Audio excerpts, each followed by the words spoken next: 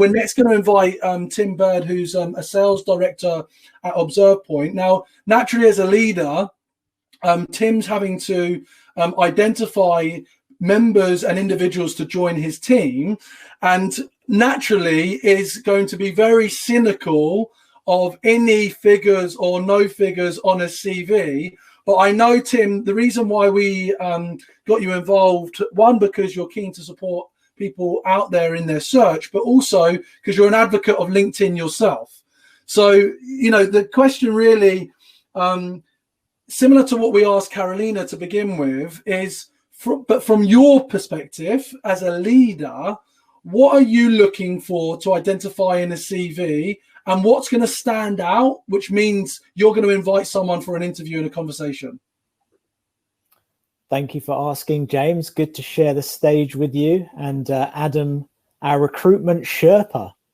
I think I need to get you a T-shirt. That's awesome. That'd be great. Have it in black. Maybe we can get that on a hashtag. Maybe that's the hashtag, Adam. I'm going to try that. That's excellent. I'll put that down. Do it. Okay, so 3 things that I typically look for on a CV for a sales candidate. Number one, and it is in order of importance. Number one is transferable skills. So you probably think I'd be looking for those president clubs and the overachievement on quota, but transferable skills, and what I actually mean by that is things like grit. So that real passion and perseverance, just a lot of effort, but it's working towards something. It's clear that you have a goal, that there's something about you, and resilience, so that you're not giving up, you're pressing forward. Those things are really important to me, because the sales function is changing. It's not just COVID. People are buying differently. We're seeing things in the SaaS space like product-led growth. So the way that we even work with other departments in the business. So those transferable skills and how you can change and adapt, just that resilience to fight when things are against you, super important. Number 2 is the numbers. I do want to see the numbers. I agree with everything that's been said, that they're a must-have. And not just the numbers. It might be, if you're quite early on in your sales career, or if it's a more junior position that you're going for, that you're able to mention how your performance was measured and how you've performed against that success criteria.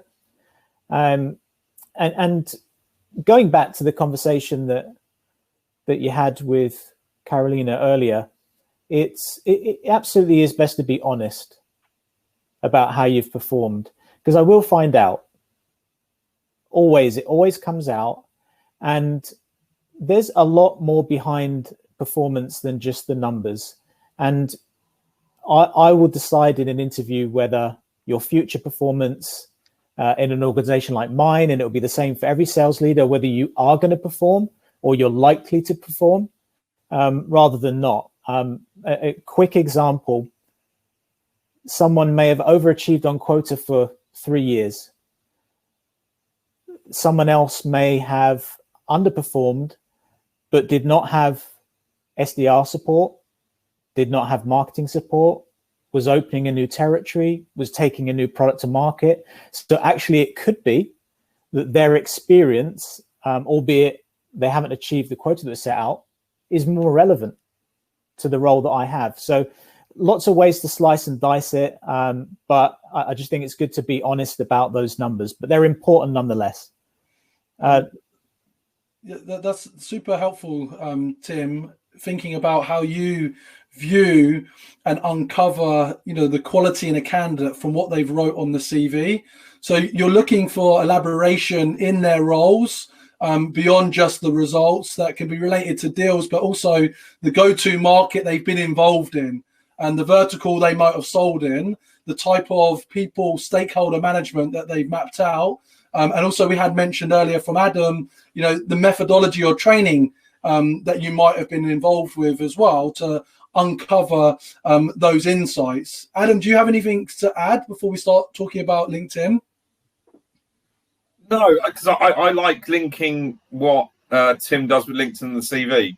So That's what I like. So yeah, let's do LinkedIn first. So how do you kind of take a view on individuals' LinkedIn's profile, and also just to add to that, what approaches do you get on LinkedIn that go well and don't go well if they're direct and they're trying to talk to you? That's me or to Tim? That's to Tim. Tim.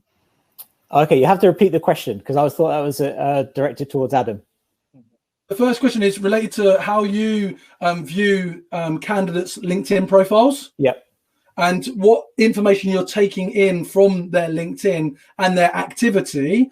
But also I've snuck one in there is do you get direct outreach as well from candidates, and what do you see or what would you expect that is good versus not so good? So we're asking about the LinkedIn profile, what they're doing on LinkedIn as well. Yeah, thank you, James. So first of all, for me, LinkedIn is a sales showreel. It's not a CV. It needs to be consistent. I totally agree with that. It's been said, needs to be consistent. If it's different to the CV, it's an automatic, I don't go any further.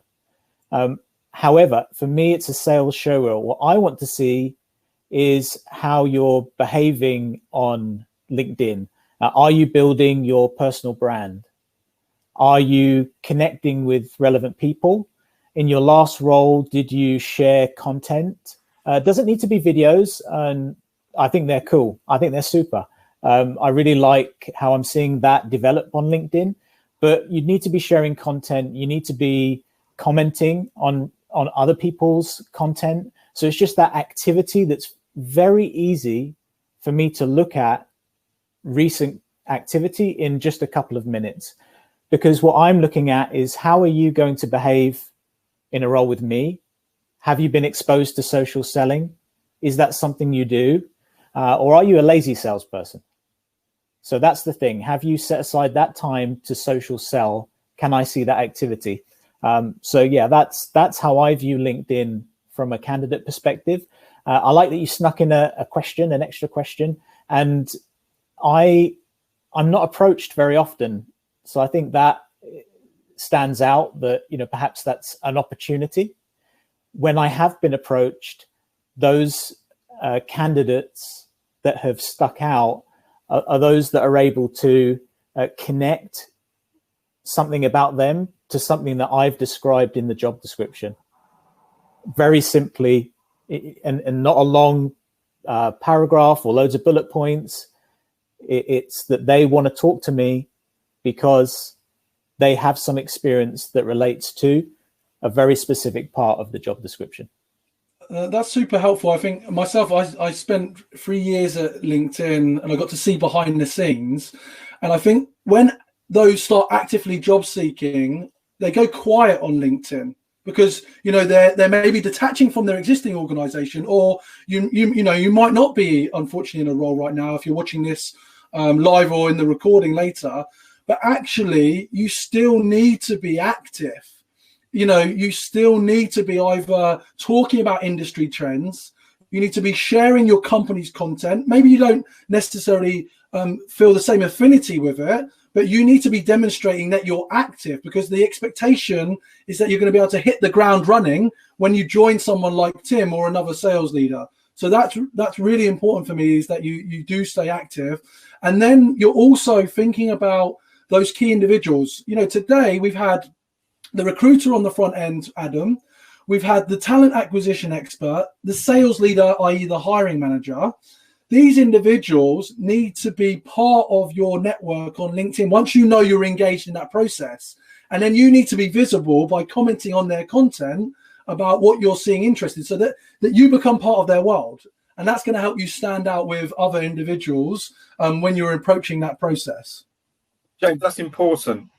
It's everything we've said here is about positioning yourself on point, that you're actually talking to the right people. It may not be, and as what Johnny said before, people buy differently now, and we need a connection. You need to have activity. You need to be doing things so you're seen. And when we're getting to an interview stage, it's not just about the CV and the figures. It's about, can you work with? So, can I work with Mr. Joe Bloggs? Does he have the right sort of beliefs that I do? Does he have the right connections that I do? So we're just not making it a black and white process here. We're looking deeper. And because of the internet now, because of LinkedIn, because of social media, we can do more searching than we did. When I was doing recruitment 23 years ago, it was CVs. I used to go to a tray and find CVs. There was no internet. But you know what I mean? So it's changed. So you have to do it in different dimensions to get the right interest.